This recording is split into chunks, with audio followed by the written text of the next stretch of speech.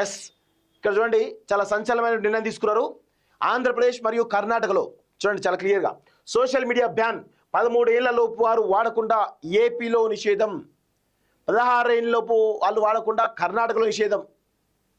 ఇది ఒక మంచి పరిణామమే, తప్పదు, ఎందుకంటే కొన్ని డెసిషన్ తీసుకోవాల్సిందే.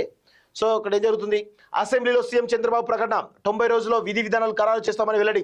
అతి వాడకంతో అభ్యసన సామర్థ్యం దెబ్బతింటుందని ఆందోళన. 16 ఏళ్లలోపు పిల్లలకు సోషల్ మీడియాను బ్యాన్ చేసిన కర్ణాటక సర్కారు ఆ రాష్ట్ర అసెంబ్లీలో ప్రకటించిన సిద్ధరామయ్య అంటూ చూస్తా ఉన్నాం. సో కర్ణాటకలో 16 ఏళ్ళలోపు, ఏపీలో 13 ఏళ్ళలోపు సోషల్ మీడియాను మొత్తం కూడా బ్యాన్ చేస్తారు. మంచి పరిణామమే, ఎందుకంటే ఇప్పుడు 16 ఏళ్ళలోపు పిల్లలు సోషల్ మీడియాకు బానిసలైపోయి చదువుకోలేని పరిస్థితులు కనబడుతున్నారు. ఎగ్జామ్స్ ఉన్నా పట్టించుకోకుండా ఈరోజు ఇబ్బందికరమైనటువంటి పరిస్థితిలో నెట్టబడుతున్నారు. సో ఇదే విధమైనటువంటి బ్యాను, ఇదే విధమైనటువంటి కఠినమైన చట్టాలు గంజాయి లాంటి వాటి మీద కూడా తీసుకొస్తే బాగుంటుంది.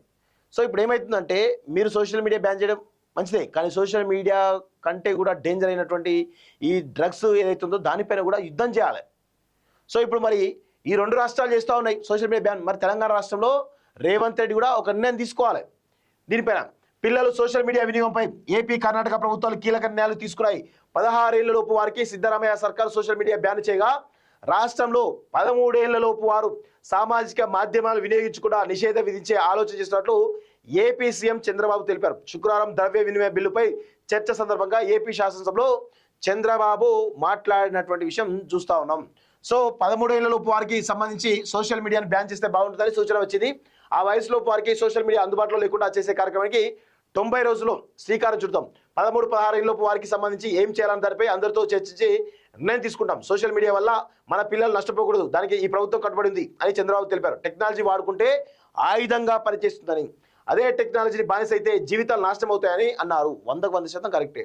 పూర్తి స్థాయిలో అధ్యయనం చేసి నిపుణులు అభిప్రాయాలు తీసుకొని ఏ వయసు వరకు పిల్లలకు సోషల్ మీడియాపై నిషేధం విధించాలనే అంశంపై చర్చించిన తర్వాత స్పష్టమైన ప్రకటన చేస్తామని, సోషల్ మీడియా బ్యాన్ అంశంపై టీడీపీ ఎంపీ ఇప్పటికే పార్లమెంట్లో ప్రైవేట్ బిల్లు ప్రవేశపెట్టినట్టు చూస్తాం. సో కర్ణాటకలో సంచలన నిర్ణయం. నిషేధం ఉన్న ప్రధాన కారణాలు ఇవే. నిషేధం వెనుక సో చిన్న వయసులో సోషల్ మీడియాకు అలవాటు పడడం వల్ల పిల్లల్లో ఏకాగ్రత తగ్గడం, నిద్రలేమి, డిప్రెషన్ వంటి సమస్యలు వస్తున్నాయి. మొబైల్ ఫోన్లో గంటల తరబడి గడపడం వల్ల విద్యార్థులు తమ చదువులపై దృష్టి పెట్టలేకపోతున్నారు.